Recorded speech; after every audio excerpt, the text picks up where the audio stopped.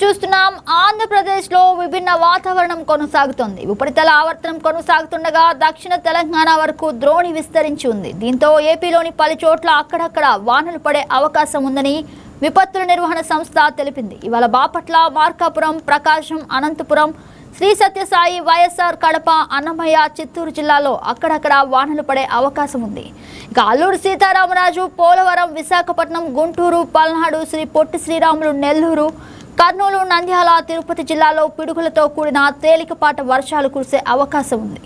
ఇక శ్రీకాకుళం, విజయనగరం, పార్వతీపురం, మన్యం, పోలవరంతో పాటు Kakinada, doctor BR Ambedkar Konaseema, తూర్పుగోదావరి, పశ్చిమ గోదావరి జిల్లాలో అత్యధిక ఉష్ణోగ్రతలు నమోదయ్యే అవకాశం ఉంది.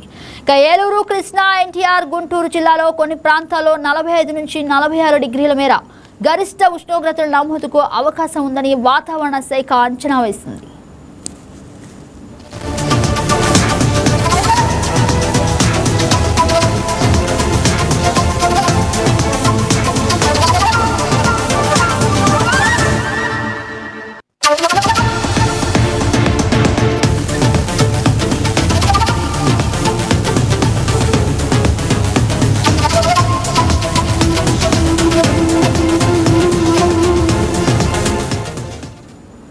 ఇదే అంశానికి సంబంధించి మరింత సమాచారం మా కరెస్పాండెంట్ బిందు అందిస్తారు. గుడ్ మార్నింగ్ బిందు, చెప్పండి అసలు వాతావరణంలో ఇన్ని మార్పులు ఎలా ఉండబోతున్నాయి? రైట్ గగన, ఇటీవల చూసుకుంటే ఆంధ్రప్రదేశ్ రాష్ట్ర వ్యాప్తంగా విభిన్న వాతావరణాలు ప్రజలు ఎన్నడూ లేనిది చవి చూస్తున్నారని చెప్పుకోవచ్చు. ఇటీవల ఎండలు దంచి కొట్టడంతో దాదాపు 48 డిగ్రీలకి ఎండ ఉష్ణోగ్రత చేరుకోవడంతో ప్రజలు తీవ్ర అస్వస్థతకు అయితే గురయ్యారు. అదే విధంగా ఇప్పుడు చూసుకుంటే గత 2 రోజుల నుండి వర్షపాతం నమోదవుతుంది. రాత్రి వేళల్లో కొంచెం వర్షం పడడం వల్ల రాష్ట్రం అంతా కొంచెం చల్లబడిందని చెప్పుకోవచ్చు. వివిధ రాష్ట్రాలకు సంబంధించి ఉపరితలం ఇలాగే ఉందని చెప్పుకోవచ్చు. కానీ ఆంధ్రప్రదేశ్ లో పలు జిల్లాల్లో విభిన్న వాతావరణం కనిపిస్తుంది. కొన్ని జిల్లాల్లో ఎండ తీవ్రత ఎక్కువగా కనిపిస్తుంటే కొన్ని జిల్లాల్లో వర్షపాతం ఎక్కువగా కనిపిస్తుంది. అయితే మొన్న నైట్ నుండి అయితే వర్షాలు స్టార్ట్ అయినాయి, వర్షపాతం ఎక్కువగా నమోదవుతూ ఉంది, అదే విధంగా కొనసాగుతుంది. అయితే నిన్న చూసుకుంటే కొంచెం వాతావరణం దాదాపు 35 డిగ్రీల నుండి 36 డిగ్రీల లోపే ఉంది, కానీ 36 డిగ్రీలు దాటలేదని చెప్పుకోవచ్చు. మొన్నంతా చూసుకుంటే 45 నుండి 48 డిగ్రీలు ఉష్ణోగ్రత పెరిగింది.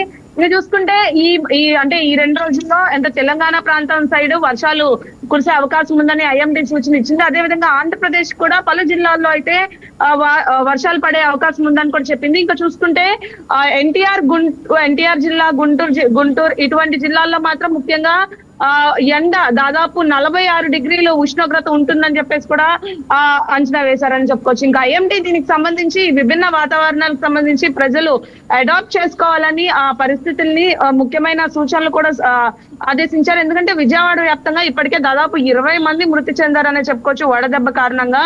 అంతేకాకుండా ఇంత ఉష్ణోగ్రతలను ప్రజలు తీసుకోలేని పరిస్థితి కనిపిస్తుంది. దానికి సంబంధించి కూడా కొన్ని సలహా సూచనలు అనేది ఇవ్వడం జరిగింది కావున ఈ నేపథ్యంలో ఈ సలహా సూచనలు పాటిస్తూ కూడా ఎవరైతే ఉంటారో వారు ఎండ తీవ్రత నుండి తప్పించుకునే అవకాశం కూడా ఉంటుందని చెప్పుకోవచ్చు. ఇంకా రోడ్లకు సంబంధించి చూసుకుంటే దాదాపు ఎండ ఉష్ణోగ్రత ఎక్కువగా ఉండడంతో ప్రజలు ఎవరు బయట సంచరించట్లేదని చెప్పుకోవచ్చు. మొత్తం కొన్ని రోడ్లు అయితే కూడలి జంక్షన్లు ఖాళీగా కనిపిస్తున్న నేపథ్యం కూడా మనకి గత 5 రోజుల నుండి కనిపిస్తుందని చెప్పుకోవచ్చు. ఇంకా ఈ 2 రోజుల నుండి పడుతున్న వర్షానికి సంబంధించి కొంచెం వాతావరణం చల్లబడడంతో ప్రజలు ఇప్పుడిప్పుడే బయటకు వస్తున్నారని చెప్పుకోవచ్చు. రోజువారీ పనులు చేసుకోలేని పరిస్థితి కూడా కనిపించింది ఈ 5 రోజులు. అదే విధంగా కొనసాగుతుంది కూడా. అయితే రోహిణి కార్తె ప్రారంభమైంది. అయితే ఎండలు దంచుకొడతాయని కూడా అందరూ అంచనా వేసినప్పటికీ కూడా ఈ 2 రోజుల నుండి వర్షం పడడంతో కొంచెం చల్లబడిందని చెప్పుకోవచ్చు. ఇదే నేపథ్యంలో ఎవరైతే చిన్నారులు, వృద్ధులు ఉన్నారో వారందరూ కూడా ప్రత్యేకమైన జాగ్రత్తలు కూడా తీసుకోవాలని కూడా ప్రతి జిల్లా యంత్రాంగం చెప్తూ ఉంటుంది కదా. Right Bindu, thank you for the update.